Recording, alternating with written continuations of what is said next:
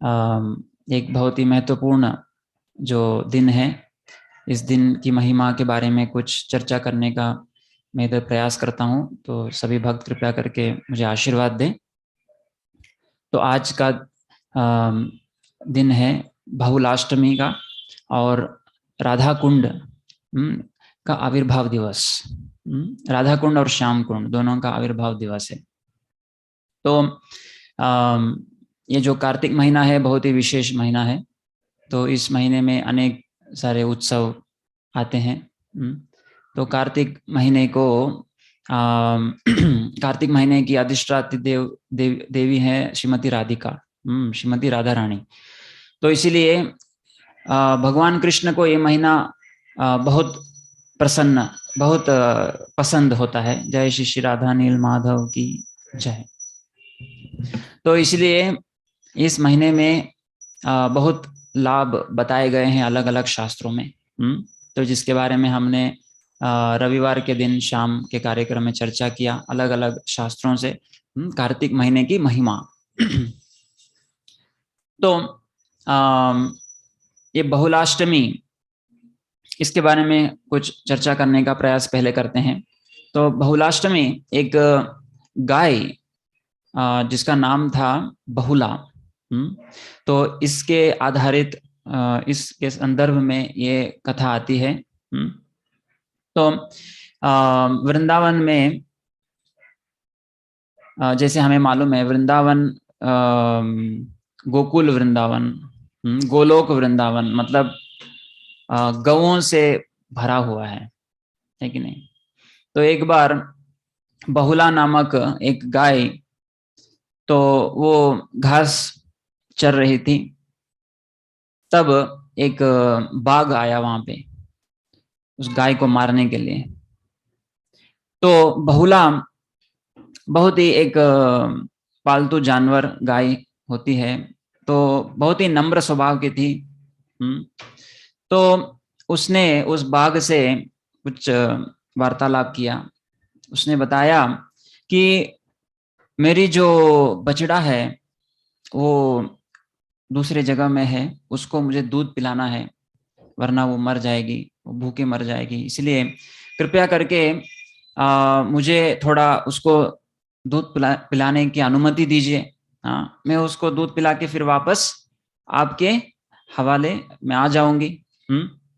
तो कृपया करके मुझे ये अनुमति दे। तो बाघ ने सोचा कि ठीक है,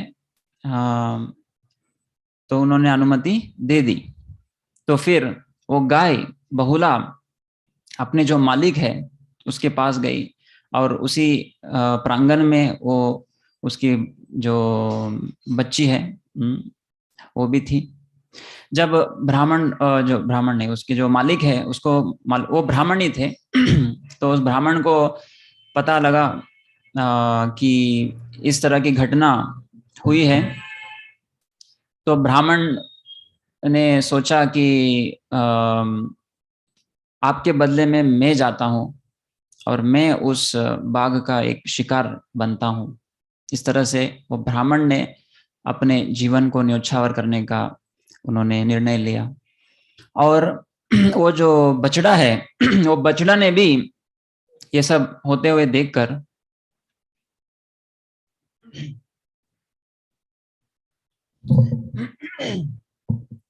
तो बछड़ा ने भी माँ का प्रेम को देखकर और इस तरह इस ब्राह्मण के जो त्याग का भावना देखकर वो बछड़ा भी बोलने लगा कि नहीं नहीं नहीं, आप मत जाइए, मैं खुद जाऊंगा और उस बाघ का शिकार बनूंगा। इस तरह से वो बछड़ा भी बोलने लगी।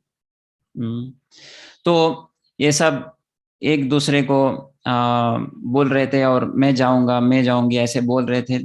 तो अंततोगत्वा तीनों, ब्राह्मण, गाय और बछड़ा, तीनों बाघ के सामने आ गए और उन्होंने पूरी तरह से उस बाघ को बताया कि आप चुन सकते हैं, हाँ, जिनको आपको खाना है आप खा सकते हैं। तो इस तरह से बोलने, हर एक बोल रहा था कि मुझे आप खा सकते हैं। हाँ, हर कोई इस तरह से बोल रहा था।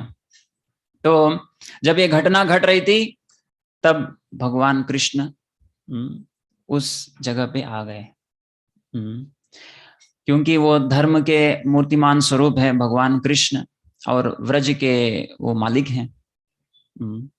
एक उनके हाथ में एक चक्र लेकर वहां पे कृष्ण आए, और उस बाघ को उन्होंने बताया कि आप यदि इस गाय को और बछड़े को आप इनको नहीं मारेंगे तो आपको शाश्वत काल के लिए यश प्राप्त होगा।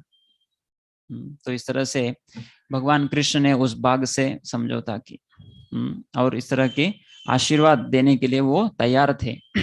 तो यह देखकर वो बाघ का हृदय भी परिवर्तन हो गया, और वो बाघ ने उस बहुला को छोड़ दिया, क्योंकि उस बहुला की जो सत्यनिष्ठा को देखकर, ईमानदारी को देखकर, उस बहुला को उन्होंने बाघ ने छोड़ दिया, रिलीज कर दिया।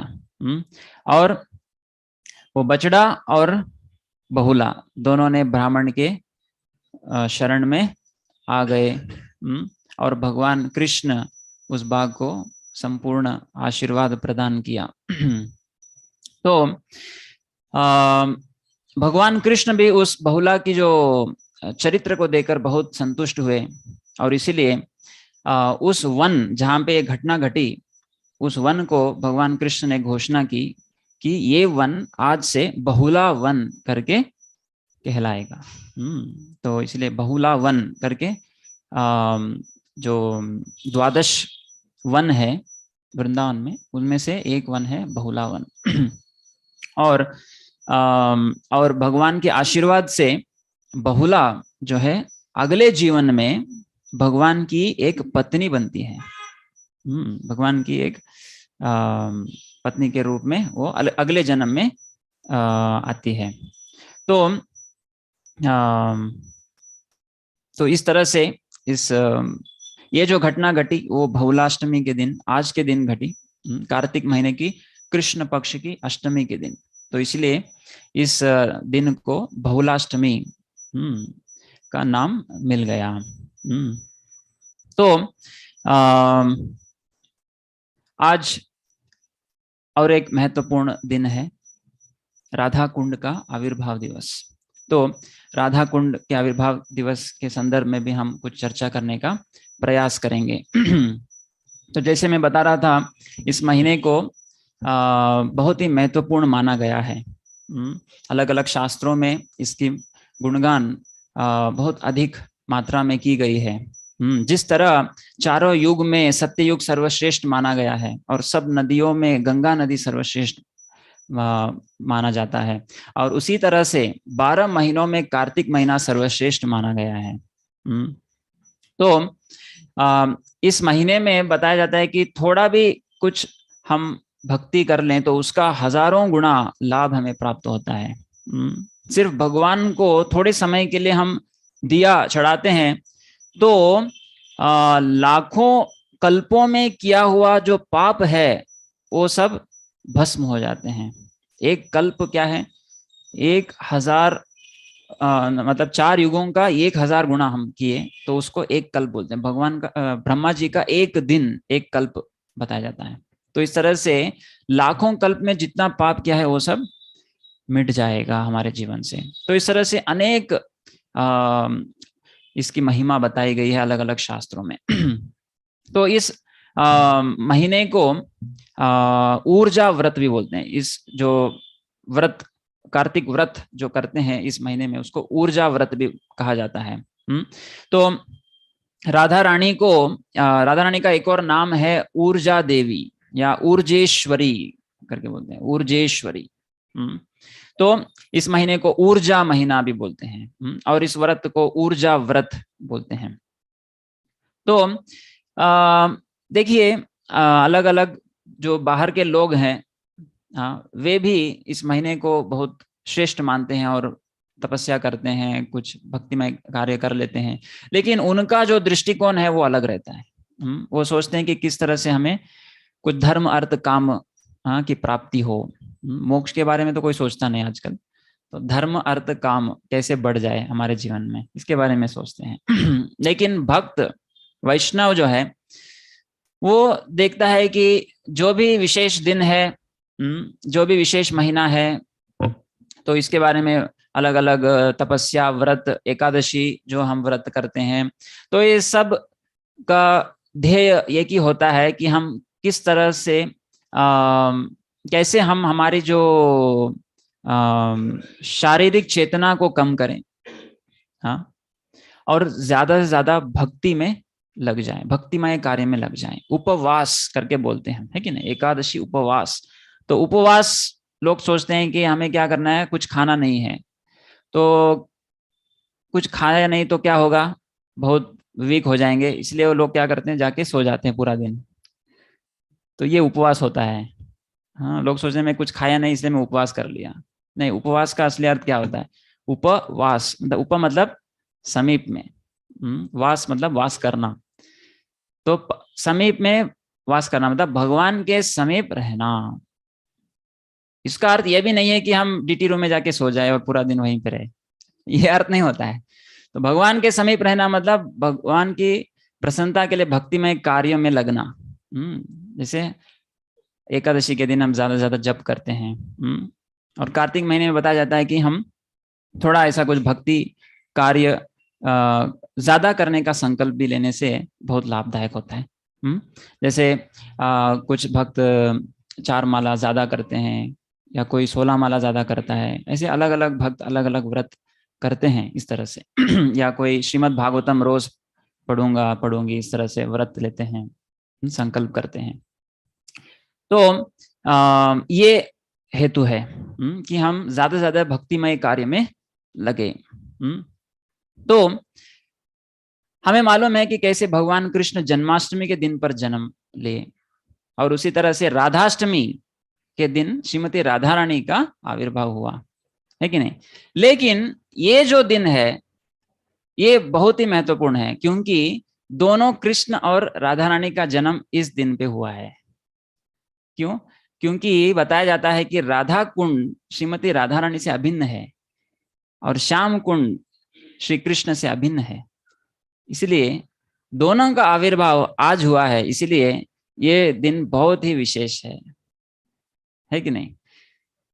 तो रूप गोस्वामी अपने एक किताब में, उपदेशामृत नामक किताब में, अंतिम 3 श्लोकों में श्रीमती राधा रानी और उनका जो कुंड है श्री राधा कुंड, इसका गुणगान करते हैं। तो उपदेशामृत पुस्तक में सिर्फ 11 श्लोक हैं, और उसमें संपूर्णतया भक्ति के जो स्तर हैं, अलग अलग स्तर, श्रद्धा से लेकर प्रेम तक, उसका वर्णन रूप गोस्वामी किए हैं। तो जो अंतिम श्लोक है इसका आज हम पठन करेंगे, तो कृपया करके मेरे पीछे बोलिए। कृष्णस्योच्चै प्रणय वसति प्रेयसीभ्योऽपि राधा,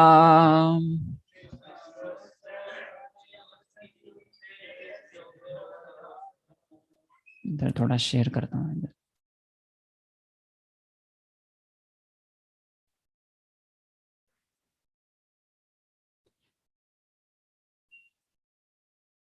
कृष्णस्योच्चै प्रणय वसति प्रेयसीभ्योऽपि राधा,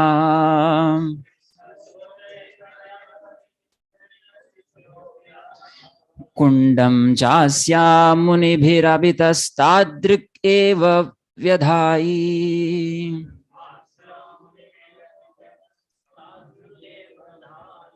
कुंडम चास्या मुनिभिरभितस्तादृक् एव व्यधायि।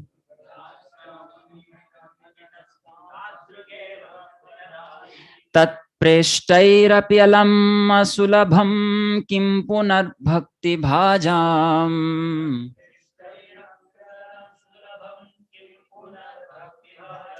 यत्प्रेष्टैरप्यलम् असुलभं किं पुनर्भक्तिभाजाम्। तत् तत्प्रेमेदं सकृदपि सरस्नातुराविष्करोति।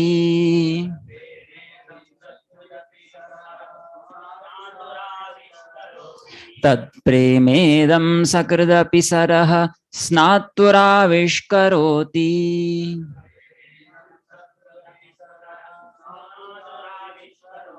कृष्णस्योच्चै प्रणयवसति प्रेयसीभ्योऽपि राधा।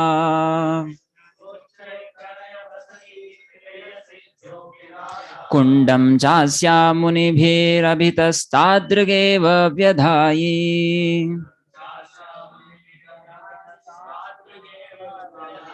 तत्प्रेष्टैरप्यलम् असुलभं किं पुनर्भक्तिभाजाम्।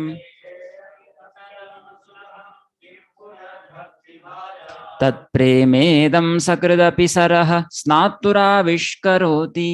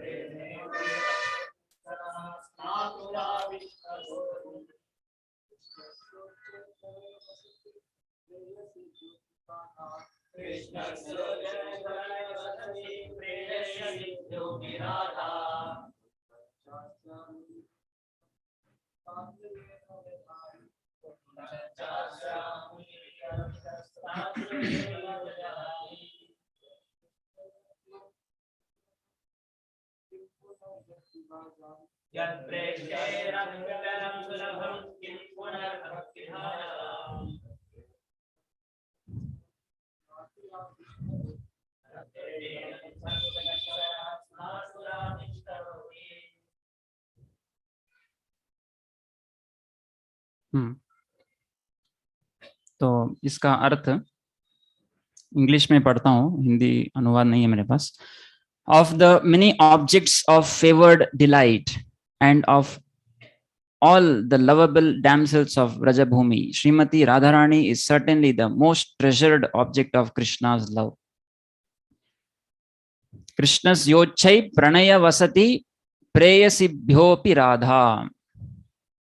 तो भगवान कृष्ण के सबसे सर्वोच्च जो प्रणय वसति है, मतलब ऑब्जेक्ट ऑफ लव, तो उनमें गोपियां हैं सर्वोच्च, लेकिन उसमें भी सर्वोच्च कौन है? श्रीमती राधिका का प्रेम।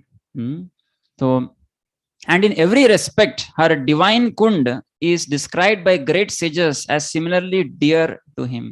Kundam cha asya munibhi abitah tadrik eva vyadhayi. तो सभी मुनिया जो है वो क्या वर्णन करते हैं? वो बताते हैं कि जिस तरह श्रीमती राधिका भगवान कृष्ण के लिए सर्वोच्च प्रिय सखी है, प्रिय भक्त हैं, उसी तरह से श्रीमती राधा रानी का कुंड मतलब राधा कुंड वो भी भगवान कृष्ण के लिए अधिक प्रिय है। Undoubtedly, Radha Kund is very rarely attained even by the great devotees. Therefore, it is even more difficult for ordinary devotees to attain. Tat preshthirapi alam asulabham.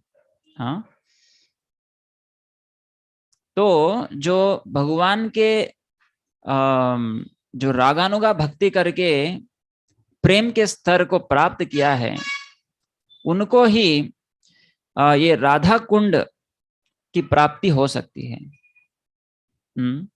ना कि जो वैधि भक्ति में स्थित हैं। तो ये साधारणतः सबको प्राप्त नहीं होता है, ऐसे रूप गोस्वामी बता रहे हैं। किम पुनर्भक्ति भाजा, मतलब जो अभी वैदिक भक्ति के मार्ग में है उनको ये प्राप्त आसानी से नहीं हो पाएगा। तत् प्रेमेदम सकृदपि सरह स्नातुराविष्करोति। If one simply bathes once within those holy waters, one's pure love of Krishna is fully aroused. सकृदपि मतलब थोड़ा बहुत किसी ने राधा कुंड में जाकर स्नान किया तो उसको इतना लाभ हो सकता है। इस तरह से श्री रूप गोस्वामी बता रहे हैं। तो यहाँ पे हम देखते हैं कि कैसे राधा कुंड इस ब्रह्मांड के सर्वोच्च मतलब सर्वोपरि स्थान करके घोषणा करते हैं रूप गोस्वामी 9वें श्लोक में। इसी ग्रंथ के 9वें श्लोक में बताते हैं कि जो मथुरा है वो वैकुंठ से भी श्रेष्ठ है। क्यों? क्योंकि वहां पे भगवान प्रकट हुए। और मथुरा से भी अधिक श्रेष्ठ है वृंदावन, क्योंकि वृंदावन में भगवान ने अपने माधुर्य लीला प्रकट की। और उस वृंदावन में भी सर्वश्रेष्ठ जगह माना गया है गोवर्धन पर्वत, क्योंकि वहां पे भगवान कृष्ण उस जगह पर रहे और उनके भक्तों के साथ, प्रेमी भक्तों के साथ उन्होंने लीला की। और उस गोवर्धन में भी सर्वश्रेष्ठ जगह कौन सा है यदि पूछा जाए तो उसका उत्तर है राधा कुंड। क्योंकि वहां पे श्रीमती राधिका जो कृष्ण के सबसे प्रिय भक्त हैं वो वहां पे रहती है राधा कुंड में। तो इस तरह से सिर्फ मूर्ख व्यक्ति ही रहेगा जो राधा कुंड की सेवा नहीं करेगा। इस तरह से रूप गोस्वामी बता रहे हैं। तो हम देखते हैं कि कैसे राधा कुंड ये बहुत ही महत्वपूर्ण जगह है। और जो भी खास करके कार्तिक महीने में वृंदावन में जाते हैं उसकी महिमा बहुत ही बताया गया है अलग अलग शास्त्रों में। मथुरा मंडल या वृंदावन में रहकर भक्ति जो करते हैं कार्तिक महीने में वो बहुत ही श्रेष्ठ माना गया है। तो ये जो राधा कुंड है तो इसका आविर्भाव कैसे हुआ, इसकी लीला हम चर्चा करेंगे थोड़ा बहुत। 5000 साल पहले हमें मालूम है जब भगवान कृष्ण इस धरातल पर आए थे वृंदावन में, उन्होंने अलग अलग लीलाएं कर रहे थे, लेकिन उनके मामा कंस के द्वारा हमेशा अलग अलग असुरों आकर आक्रमण कर रहे थे भगवान कृष्ण को मारने के लिए। तो ऐसे अलग अलग असुरों के लिस्ट में एक असुर का नाम आता है अरिष्टासुर। तो अरिष्टासुर जो है वो एक बहुत ही भयंकर सांड के रूप का धारण करके वृंदावन में प्रवेश करता है। तो वो इतना भयंकर दिख रहा था।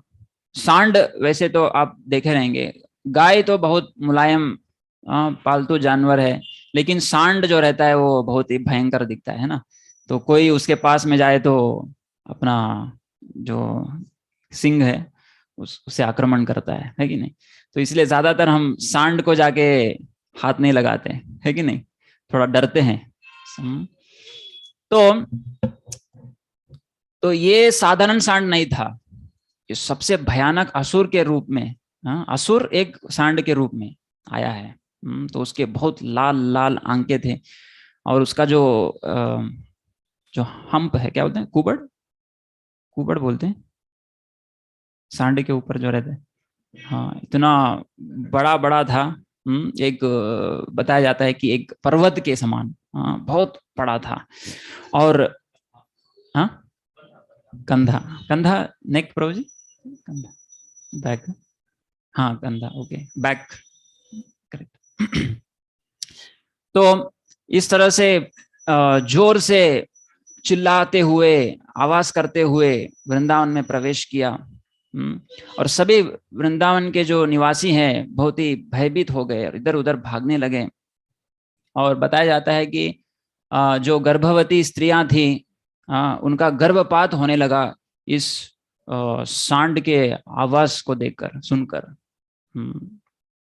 तो इस तरह से ऐसा प्रतीत हो रहा था मानो भूकंप आ रहा है। इस सांड जब दौड़ के आ रहा था वृंदावन में। तो हमें मालूम है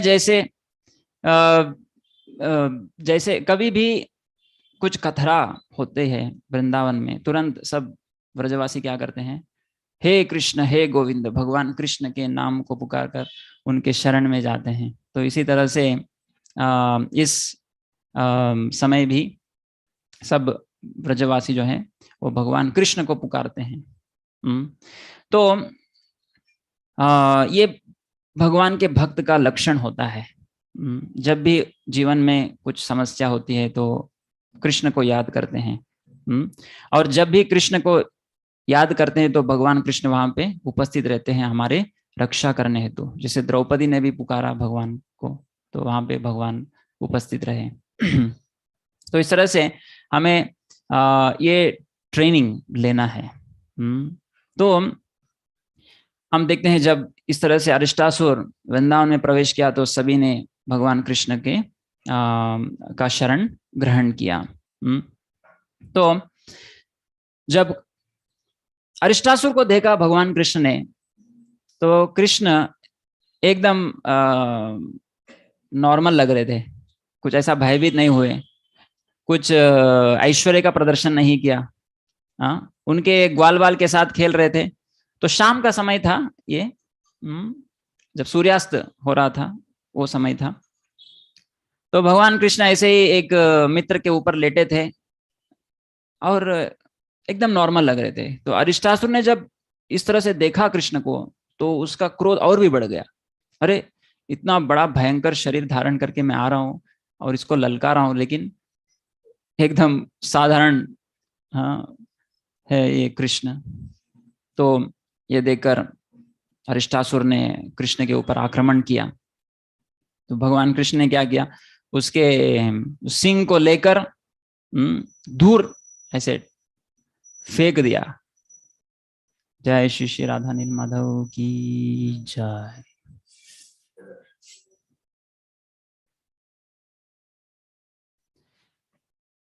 तो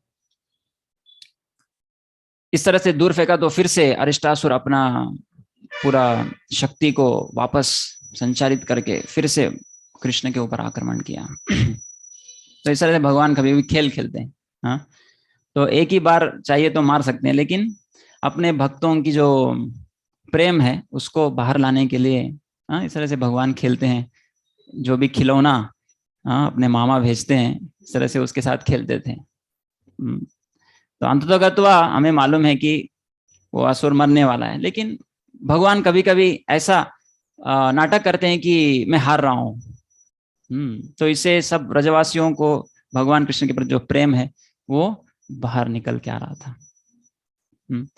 तो भगवान ने इस तरह से थोड़ी देर खेलते हुए फिर बाद में उसको पूरी तरह से पकड़ के, जैसे कपड़ा को धोते हैं ना हम, पटक पटक के मारते हैं ना तो इस तरह से अरिष्टासुर को कृष्ण ने पटक पटक के मार रहे थे और अंततोगत्वा उसका जो प्राण है उसके शरीर से अलग हो गया। बोलो कृष्ण भगवान की जय। तो इस तरह से अरिष्टासुर का वध भगवान कृष्ण ने कर दिया। और इसके बाद कृष्ण और बलराम अपने सब गोप बालकों के साथ, मित्रों के साथ खेलते हुए नंदग्राम में वापस आए। यशोदा माता और नंद बाबा ने उनको स्वागत किया। और सभी जो माहौल है, जब कृष्ण वापस आते हैं तो माहौल जो है पूरा आनंदित हो जाता था वृंदावन में, नंदग्राम में। तो रात में जब कृष्ण सो रहे थे तो कृष्ण एक्चुअली रात में सोने का नाटक करते थे। जब सब अपने माता पिता नंद यशोदा है ना, वो जब सो जाते थे तो भगवान कृष्ण हाँ रात में उठ जाते थे और अपने गोपियों के साथ लीला करने के लिए कभी कभी वन में चले जाते थे। तो इस बार भी हाँ उसी दिन रात में तो भगवान कृष्ण उठे और वन में चले गए और वहां पे सभी गोपियां आई थी और भगवान कृष्ण की लीला को वे भी सुने थे कि इन्होंने अभी एक सांड को मारा है। तो सांड या गाय की हत्या जो है इससे बहुत पाप लगता है। तो गोपियों को मालूम था, इसलिए गोपियों ने बताया कि आपने, चल रहा है ना क्लॉक, ओके। तो इन्होंने गो हत्या की है। कौन? कृष्ण गो हत्या की है, इसलिए आप पापी हो, इसलिए आपको हम नहीं देखेंगे, हम आपके साथ लीला नहीं करेंगे, आपके पास नहीं आएंगे। इस तरह से गोपियां बताने लगी। तो भगवान कृष्ण सोचने लगे अभी अभी देखो ये तो असुर था, समझाने लगे गोपियों को ये असुर था। हाँ ये गाय के रूप में आया था लेकिन ये असुर था इसलिए मैंने मारा उसको। गोपियां बोले नहीं नहीं नहीं, ये सब क्या है, आप जस्टिफिकेशन दे रहे हैं, हाँ इसको हम नहीं सुनेंगे। हाँ तो कृष्ण बोले फिर ठीक है, आप बोलिए मुझे क्या करना है, कैसे इस पाप से मुझे मुक्त होना है। देखिए ये सब लीला है, भगवान को कभी पाप नहीं लगता है। हाँ कौन सा श्लोक है भगवत गीता में? नमाम कर्माणि लिम्पन्ति न मे कर्म फल स्पृहा। हाँ ऐसे इति माम यो अभिजानाति कर्म भी न स लिप्य बध्यते। हाँ तो जिनका स्मरण करके, जिनका भगवान का स्मरण करके जो पाप से मुक्त हो सकता है उस व्यक्ति को कैसे पाप लग सकता है कि नहीं? तो भगवान का कुछ कर्म नहीं रहता हाँ इस जगत में, फिर भी आके कर्म करते हैं, अलग अलग कार्य करते हैं। तो वो अपने लीला, इसको लीला बोलते हैं। लीला मतलब खुद की एक प्रसन्नता के लिए, अपने भक्तों की प्रसन्नता के लिए हाँ जो कार्य करते हैं भगवान, उसको लीला बोलते हैं। तो लेकिन इसी तरह से एक लीला चल रही है इधर। जो गोपियां शिकायत कर रही है कि आपने पाप कर्म किया, इसलिए आपको क्या करना है कृष्ण पूछे। तो गोपियां बताए कि आपको सब तीर्थ स्थानों में जाके, तीर्थ नदियों में स्नान करके आना है, तभी आप इस पाप से मुक्त हो पाएंगे, वरना नहीं। तो भगवान कृष्ण सोचने लगे अरे वृंदावन, वृंदावन को छोड़ के मैं सब तीर्थ स्थानों में कैसे जाऊं, क्योंकि वृंदावन मेरा सबसे प्रिय जगह है। वृंदावनम परित्यज्य पतम एकम न गच्छति। भगवान कृष्ण वृंदावन को छोड़ के एक कदम भी बाहर नहीं जाते हैं। तो कृष्ण ने सोचा ठीक है, सब नदियों में स्नान करना है ना, सब कुंडों में स्नान करना है, ठीक है नो प्रॉब्लम। सब जो तीर्थ स्थान है, सब तीर्थ नदियां हैं, उनको मैं यहाँ पे बुलाता हूँ। हाँ तो सबको उन्होंने आह्वान दिया। हाँ गंगा आई, यमुना आई, सरयू आई, सब नदियां जो हैं वो सब उनके ऊपर आ गए और बोलने लगे बताइए क्या आदेश है आपका। हाँ तो कृष्ण ने बताया कि यहाँ पे अपना जो पानी है उसको संग्रह कीजिए। तो सब नदियां जो है वो भगवान की भक्त हैं। तो उनके आदेश का पालन करते हुए सब ने एक जगह पे अपना जो पानी है संग्रह किया। और भगवान कृष्ण उस जो कुंड हुआ था, उस कुंड का नाम हुआ श्याम कुंड। बोलो श्याम कुंड की जय। तो भगवान कृष्ण ने उस कुंड के अंदर प्रवेश करके स्नान किया और जब बाहर निकले तो गोपियों को बोले कि देखो मैंने सब तीर्थ स्थानों में जाके सब नदियों में स्नान कर लिया। तो इस तरह से बोले। तो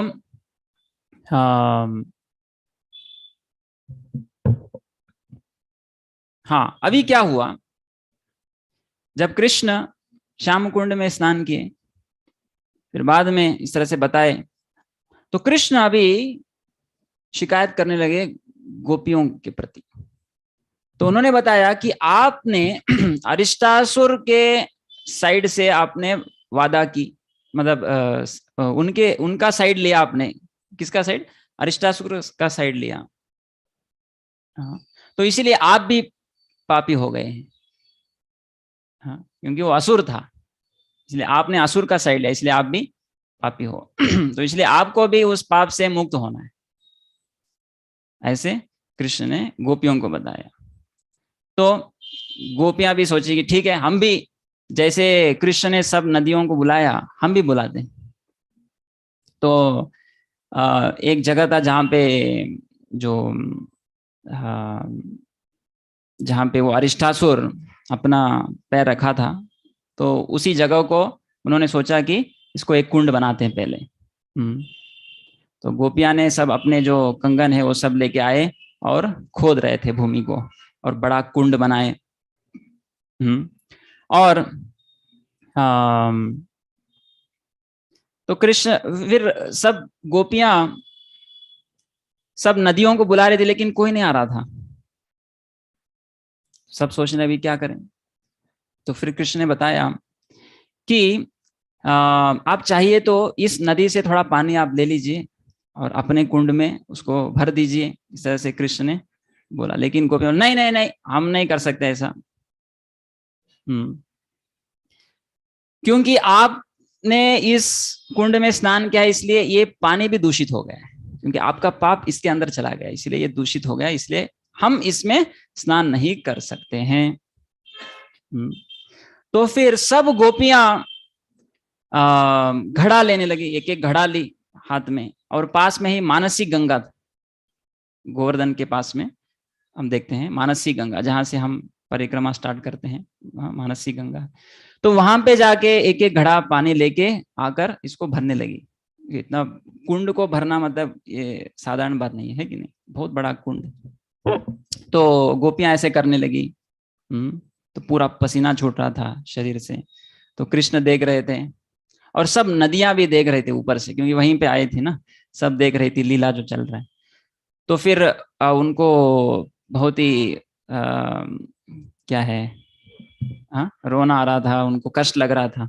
प्रभु जी, हाँ, करुणा हो रही थी कि गोपियां ऐसे इतना कष्ट कर रही हैं। तो इसलिए श्रीमती राधा रानी सब गोपियों के पास जाकर सब नदियां बोलती हैं कि आप प्रेम और भक्ति के मूर्तिमान स्वरूप हैं। ब्रह्मा और शिव भी आपकी महिमा को समझ नहीं पाते हैं। सिर्फ भगवान कृष्ण ही आपकी जो प्रेम है उसको समझ पाते हैं। तो भगवान कृष्ण ही हमें यहाँ पे बुलाया है, चाहिए तो हम आपको मदद करने के लिए तैयार है, कृपया करके आप हाँ बोलिए, आपको मदद हम करते हैं। क्योंकि हम आपको इस तरह से कष्ट करते हुए हमको बहुत दुख हो रहा है। तो कृपया करके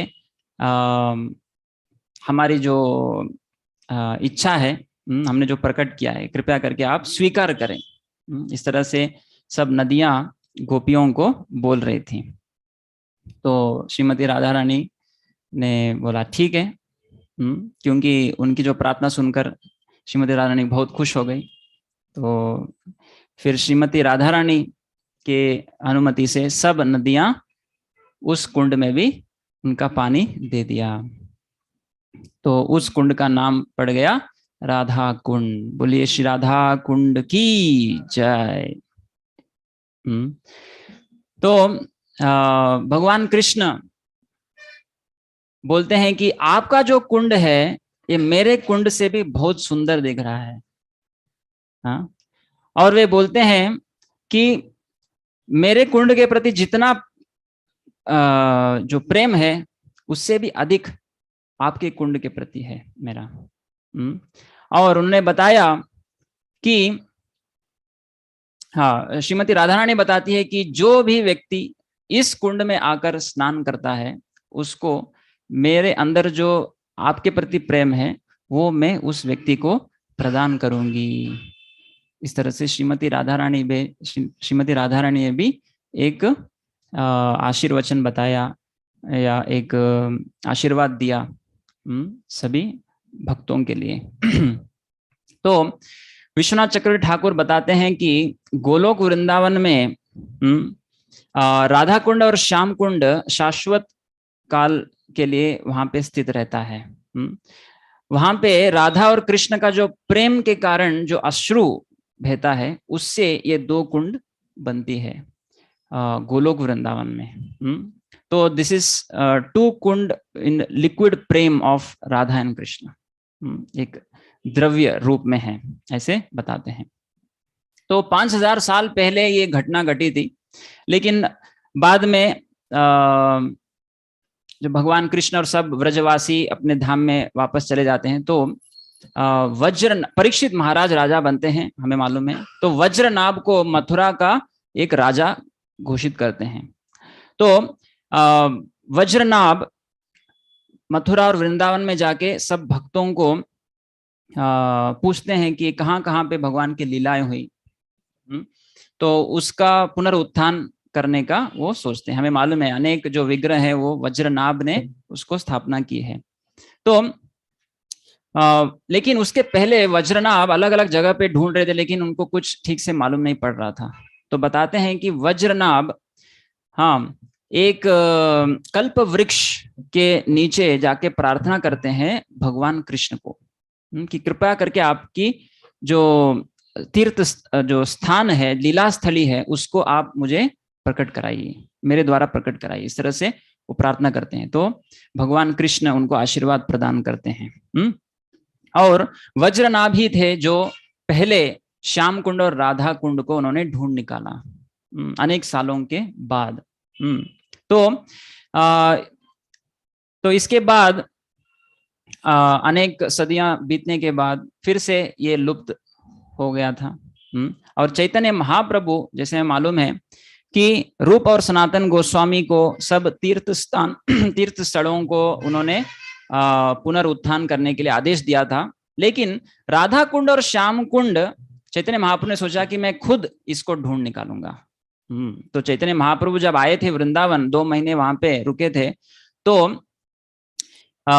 खुद चैतन्य महाप्रभु उस गोवर्धन में जाकर एक छोटा सा तालाब जैसा था, जो मतलब लोग सोच रहे थे ये क्या है, साधारण पानी है, गंदा पानी है, ऐसे लोग सोच रहे थे। लेकिन जब चैतन्य महाप्रभु वहां पे गए, पूरी तरह से भाव विभोर हो गए और उस कुंड में स्नान किए, दोनों कुंड में स्नान किए, और उन्होंने घोषणा की कि ये राधा कुंड है और ये श्याम कुंड है। तो इसके बाद अनेक जो व्रजवासी उनको मालूम पड़ा इसके बारे में। तो चैतन्य महाप्रभु ही थे जो इन्होंने 500 साल पहले राधा कुंड श्याम कुंड को फिर से उसको जागृत किया। और बाद में रघुनाथ दास गोस्वामी आए। रघुनाथ दास गोस्वामी आकर उन्होंने इस जगह को डेवलपमेंट करने का उन्होंने सोचा। रूप और सनातन गोस्वामी के मतलब उनके अधीन रघुनाथ दास गोस्वामी गोवर्धन के पास में रहा करते थे। तो रघुनाथ दास गोस्वामी तो हमें मालूम है पूरी तरह से भक्ति में थे और जप हमेशा करते थे। 128 राउंड्स रोज करते थे, 1000 बार भगवान को प्रणाम करते थे, 2000 बार सब वैष्णवों को प्रणाम करते थे।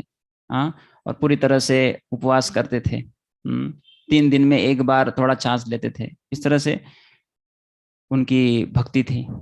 तो रघुनाथ दास गोस्वामी सोचे कि अभी इसका डेवलपमेंट करने के लिए बहुत पैसा चाहिए, मैं कहाँ जाऊंगा इतना पैसा के लिए। तो इस तरह से जब सोच रहे थे, तो एक अमीर व्यक्ति वो बद्रिकाश्रम के तरफ जा रहा था, तीर्थ यात्रा करते हुए बद्रिकाश्रम में गया, और बद्रीनाथ उसके स्वप्न में आते हैं और बोलते हैं कि एक्चुअली ये जो बहुत धनी व्यक्ति था, वो सोच रहा था कि मैं बद्रीनाथ को ये पूरा धन जो है मैं डोनेशन में देना चाहूंगा। तो इस उद्देश्य से वो जा रहा था। लेकिन बद्रीनाथ उनके स्वप्न में आकर बताए कि वृंदावन में एक बाबा जी हैं रघुनाथ दास गोस्वामी, तो वे राधा कुंड और श्याम कुंड का डेवलपमेंट करना चाहते हैं, तो कृपया करके ये जो धन है आप उनको जाके दे दीजिए। तो ये शुद्ध भक्त के जीवन में ऐसा होता है। हाँ तो हमारे जीवन में ऐसा शायद नहीं होगा।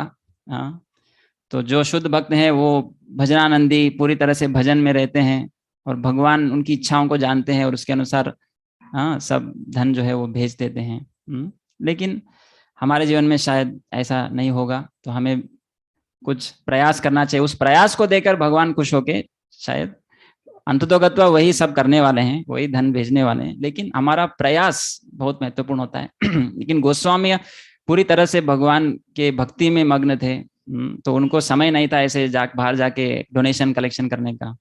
तो भगवान ने उनकी इच्छा को जानकर इस तरह से उन्होंने धन भेजा। तो समय हो गया है, तो इस तरह से आज जो हम राधा कुंड श्याम कुंड को देखते हैं, वो इस तरह से प्रकट हुआ। तो जैसे हमने आज पढ़ा, राधा कुंड बहुत ही विशेष जगह है। नारद मुनि और शिव जी, इनको भी ये भाग्य नहीं प्राप्त होता है राधा कुंड में आकर स्नान करने का। तो रूप गोस्वामी यहाँ पे बताते हैं कि सिर्फ राधा कुंड में जाकर स्नान करने से और उनका स्मरण करने से हम श्रीमती राधा रानी की कृपा का पात्र बन सकते हैं। हरे कृष्णा कृष्णा कृष्णा हरे हरे, हरे राम राम राम हरे हरे। श्री बहुलाष्टमी महामहोत्सव की, श्री राधा कुंड की, श्रीमती राधा रानी की, श्री कार्तिक मास की, शिला प्रभुपाद की, निताय गौर प्रेमानंदे। हरे हरे हरे कृष्ण। बहुत बहुत धन्यवाद।